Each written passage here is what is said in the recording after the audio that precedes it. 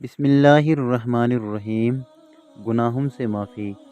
ایک دن رسول اللہ صلی اللہ علیہ وآلہ وسلم نے حضرت عائشہ رضی اللہ عنہا سے فرمایا، جو جی چاہے مانگو۔ حضرت عائشہ رضی اللہ عنہا نے عرض کیا، وہ راز بتائے جس سے تمام گناہ معاف ہو جائے۔ حضور صلی اللہ علیہ وآلہ وسلم نے فرمایا، وہ یہ راز یہ ہے کہ جب کوئی مومن کسی دوسرے مومن کی کانٹا چھپنے کے برابر تکلیف رفع کرتا ہے تو اللہ اس کے تمام گناہ معاف کر دیتا ہے اور جنت میں اس سے اعلیٰ درجہ ملے گا۔ جب صحابہ کرام کو یہ معلوم ہوا تو بے حد خوش ہوئے، لیکن حضرت ابو بکر صدیق رضی اللہ عنہ نے رونا شروع کر دیا۔ صحابہ رضی اللہ عنہم کو تعجب ہوا، انہوں نے پوچھا، آپ کیوں روتے ہیں؟ حضرت ابو بکر صدیق رضی اللہ عنہ نے جواب دیا، میں اس لیے روتا ہوں کہ جب دوسرے کا دکھ دور کرنا گناہوں کی معافی اور جنتی ہونے کا ذریعہ بن سکتا ہے تو ان لوگوں کا کیا حشر ہوگا جو دوسروں کو دکھ پہنچاتے ہیں۔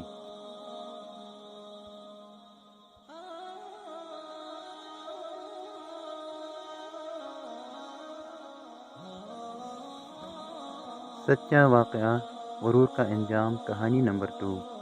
بنی اسرائیل میں ایک شخص تھا جو بہت بڑا ہی نیک، عابد اور زاہد تھا۔ سب لوگوں میں اس کی بڑی عزت تھی۔ لوگوں میں اس کی نیکی اور پرسائی کا بڑا ہی چرچا تھا۔ اس علاقے میں ایک شخص اور تھا، لوگ اسے بہت برا انسان سمجھتے تھے۔ وہ تھا ہی ایسا بد عمل اور بد کردار، کوئی بھی اسے اچھا نہیں سمجھتا تھا۔ ایک روز اس گنہگار شخص نے دیکھا کہ وہ نیک آدمی ایک میدان میں بیٹھا ہوا ہے، ہر طرف تیز دھوپ پھیلی ہوئی ہے، مگر اللہ کے اس نیک بندے پر ایک بادل کے ٹکڑے نے سایہ چا کر رکھا ہے۔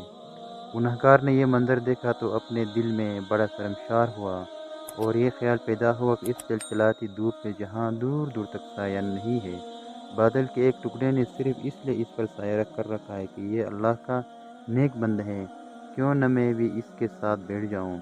کیا خبر کہ اس کی برکت سے اللہ تعالیٰ مجھے بھی بخش دے اور میری خطاؤں کو معاف فرما دے۔